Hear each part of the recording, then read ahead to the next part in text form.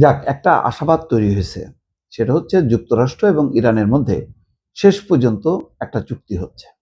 যদিও এটা চূড়ান্ত চুক্তি না, আপাতত বলা যায় যে হরমুজ প্রণালীটা খুলে দেবে ইরান।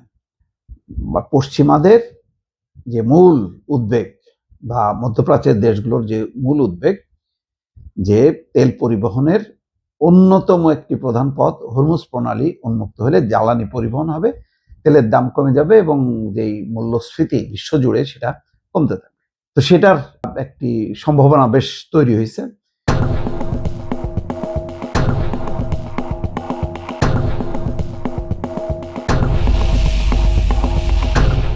ইতিমধ্যে কাতার এবং পাকিস্তান তারা সতর্ক আশাবাদ ব্যক্ত করেছে এই কারণে যে আমেরিকা এবং ইসরায়েলকে তো বোঝা খুব মুশকিল।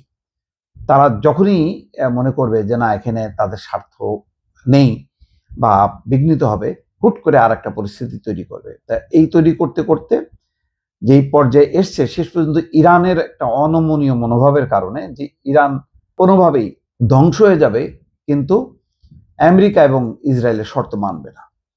তো সেই কারণে এখন একটা মাঝামাঝি লাইনে চুক্তি হচ্ছে। আমি বলবো মাঝামাঝি লাইনে এই কারণে যে আমেরিকার মূল দাবি ইরান পারমাণবিক অস্ত্র তৈরি করতে পারবে না বা বোমা তৈরি করতে পারবে না। ইরান বারবার কিন্তু বলছে যে তাদের এই পারমাণবিক কর্মসূচি বিদ্যুৎ উৎপাদন এবং শান্তিপূর্ণ অন্যান্য অর্থনৈতিক কার্যক্রম পরিচালনার জন্য। কিন্তু এটা তো আমেরিকা এবং ইসরায়েল বোঝে যে এটা কখন টার্ন করবে পারমাণবিক বোমার দিকে, এটা কোনো ঠিক নেই। তো সুতরাং এই নিয়ে দর কষাকষিতে এই বিষয়টা, সবচেয়ে গুরুত্বপূর্ণ বিষয়টা কিন্তু আমেরিকা এবার অর্জন করতে পারলো না। তার বিনিময়ে কি হচ্ছে, 60 দিনের একটা সময় পাবে ইরান, সময় পাবে এবং 60 দিনের মধ্যে যদি তারা সেই চুক্তি করতে পারে, তাহলে ইরানের যে পারমাণবিক যে ইউরেনিয়াম সেগুলি হয় ধ্বংস করে দেবে না, বা অন্য দেশে হস্তান্তর করবে। তো এটা আমার যেটা ধারণা যে 2 মাস কেন, এই 2 বছরেও এটা সমাধান হবে না। তার মধ্যে ইরান তার লক্ষ্যে পৌঁছে যাবে। ফলে ইরান আলটিমেটলি যেটা বোঝা যাচ্ছে যে ট্রাম্প একটা ফাঁদ থেকে বেড়ে আসতে চাচ্ছে। সে বুঝতে পারতেছে যে এইভাবে কলাকৌশল করে ইরানের সঙ্গে আসলে পারা যাবে না, অন্য লাইন ধরতে হবে। যুদ্ধ করে সম্ভব না। আভ্যন্তরীণভাবে যদি কোনো অভ্যুত্থান ঘটাতে পারতো, তো সেটা হয়তো সম্ভব ছিল। এছাড়া এভাবে আক্রমণ করে ধ্বংস করে এটা সম্ভব না। এটা আলটিমেটলি ইরাকও ধ্বংস করতে পারেনি, আফগানিস্তানও ধ্বংস করা সম্ভব হয়নি। তো এইসব অভিজ্ঞতার আলোকে এখন ট্রাম্প হচ্ছে বের হয়ে আসতে চাচ্ছে, কারণ তার সামনে নির্বাচন, মধ্যবর্তী নির্বাচন, এবং ইতিমধ্যে জনমত তার বিপক্ষে চলে গেছে। এটা সে বুঝতে পেরে সেও একটা চুক্তি করে এটা বলবে যে আমরা বিজয় অর্জন করছি, যে হরমুজ প্রণালী বন্ধ করছিল ইরান, আমাদের চাপের মুখে আমরা সেটা খুলে দিতে বাধ্য হয়েছি। এখন ইরান কি পাবে? ইরান তেল বিক্রির অনুমতি পাবে। ইরানের তার জব্দ সম্পদ বা অর্থনৈতিক নিষেধাজ্ঞা, এইটা বলছে যে আলোচনার অগ্রগতির উপর নির্ভর করবে, আস্তে আস্তে ধীরে ধীরে ধাপে ধাপে খুলে দেবে।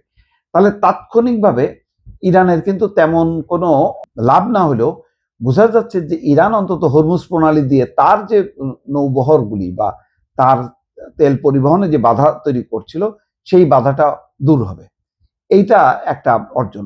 অন্যদিকে ইরান আরো তার আভ্যন্তরীণ নিরাপত্তা নিশ্চিত করা, আভ্যন্তরীণ যেই সামরিক প্রস্তুতি, সেগুলি আরো জোরদার করতে পারবে। যেমন ইতিমধ্যে 40 দিনে তার যে অর্জন, সেই অর্জনের মধ্য দিয়ে বা যুদ্ধবিরতি যে হইল 40 দিন যুদ্ধের পর, এই যে তারপরে আলোচনা, চুক্তি, সমঝোতা এর নামে ফাঁকে দিয়ে, যেটা হলো এই যুদ্ধবিরতির ফাঁকে ইরান কিন্তু নিজেদের সমস্ত স্থাপনাগুলো আবার পুনরায় চালু করতে পারছে, নতুন নতুন কৌশল তারা ইমপ্লিমেন্ট করতে পারছে।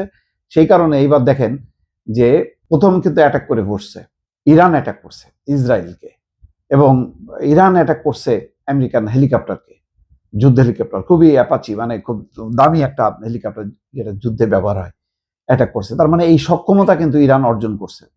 তো যেহেতু লেবাননে তারা হামলা বন্ধ করেনি, তার এই হিসাবে পাল্টা হিসাবে ইরান সরাসরি ইসরায়েলে হামলা করছে, কিন্তু আগে কখনো ইরান প্রথম আক্রমণ করতো না বা প্রথম হামলা করতো না, এখন কিন্তু সেই হামলা করে তারা দেখা দিচ্ছে যে না, তারা কম না। এই পরিস্থিতিতে ট্রাম্প বলা যায় চোখে সর্ষের ফুল দেখছে।